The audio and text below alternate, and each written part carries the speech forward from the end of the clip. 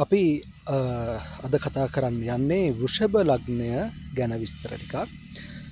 ජ්‍යොතිෂයට අනුව ලග්න රාශි 12න් දෙවෙනි ලග්නය තමයි වෘෂභ ලග්නය වෙන්නේ. රාශි චක්‍රයේ දෙවෙනි ලග්නය.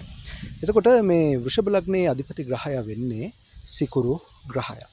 එතකොට මේ සිකුරු ග්‍රහය අධිපති වෘෂභ ලග්නයේ අය කලාවට, සෞන්දර්යයට, ඒ වගේම සැප පහසු ජීවිතයකට කැමති අය විදියට අපිට කියන්න පුළුවන්.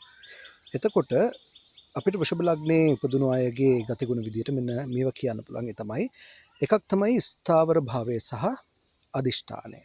මේ ලග්න හිමියන් ඉතාමත් ශක්තිමත් මනසක් තියෙන අය. ඒ වගේම දැඩි අදිෂ්ඨානයකින් යුතුව කටයුතු කරන අය.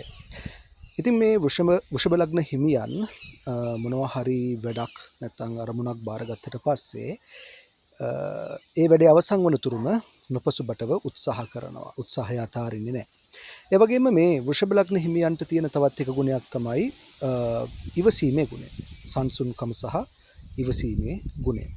සාමාන්‍යයෙන් ඕනම දුෂ්කර අවස්ථාවකදී වුණත් මේ අයට සංසුන්ව වැඩ කටයුතු කරන්න පුළුවන්කම තියෙනවා.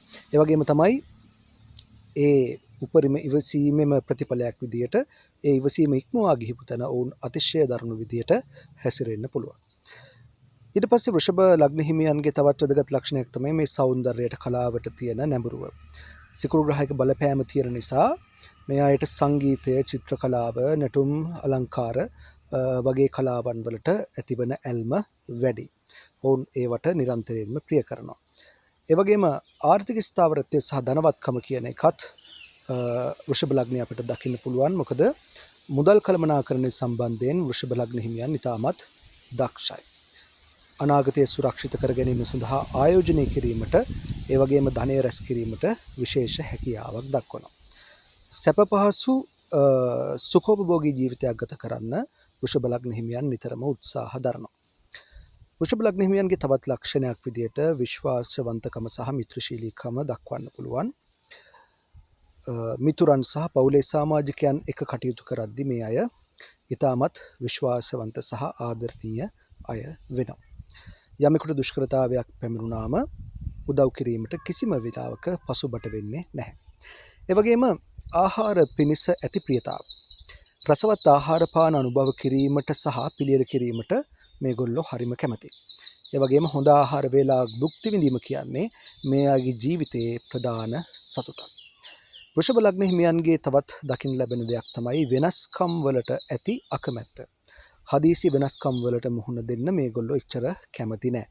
Taman පුරුදු වී තියෙන ක්‍රමවේදයක් තියෙනවා, ජීවන රටාවක් තියෙනවා. අන්න ඒ ක්‍රමවේදයේ ජීවන රටාව තුල ස්ථාවරව ඉන්න තමයි වෘෂභ ලග්න හිමියන් වැඩියෙන් කැමති වෙන්නේ.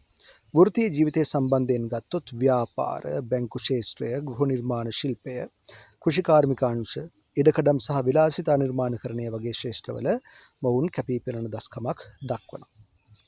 ඊළඟට කතා කරමු වෘෂභ ලග්න හිමියන්ගේ ආදර සම්බන්ධතා ගැන. ආදරයේ සම්බන්ධයෙන් අතිශයින්ම බැඳීමෙන් මේ අය කටයුතු කරනවා. තමන්ගේ සහකාරිය වෙනුවෙන් දිවිහිමියෙන් කැපවීමට සූදානම්. සෞඛ්‍ය තත්ත්වය සම්බන්ධයෙන් ගත්තොත් බෙල්ල, උගුර සහ ස්වරාලය ආශ්‍රිත රෝගවලට මේගොල්ලෝ ඉක්මනට ගොදුරු වෙන්න ඉඩ තියෙන නිසා ඒ ගැන කල්පනාකාරී වීම වැදගත්. ගෘහ ජීවිතය සම්බන්ධයෙන් ගත්තොත් පවුලේ අයට ආදරය කරන, නිවසට මුල් තැන දෙන සහ ගෘහණියක් හෝ ගෘහමූලිකයෙක් ලෙස වගකීම් මනාව ඉටු කරන පුද්ගලයන් විදියට මොවුන්ව අපිට දකින්න පුළුවන්. අභියෝග ජය ගැනීමේ හැකියාව මොවුන්ගේ එක ලක්ෂණයක්. මොවුන්ගේ ගමන සෙමෙන්, හැබැයි ගමන ස්ථිරයි.